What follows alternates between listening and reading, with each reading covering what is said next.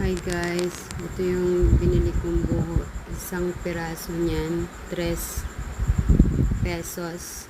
Bali, 4 yan na tali. Bali, 500 piraso. 3 tali sa doon sa kulong-kulong. Tapos, isang tali dito sa may trike. Kasi hindi kasya.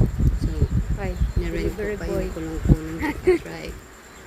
Tayo maunaran. Kawawa yung kumukuha nitong buho na to kasi 2 araw pa sila nag-i-stay sa bukid. Doon pa sila natutulog para makakuha lang yan.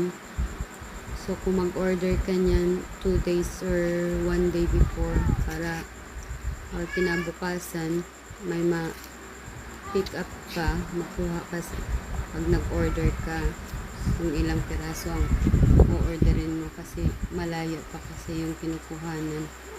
Kawawa din. Pero mo 3 piso lang isang piraso niyan.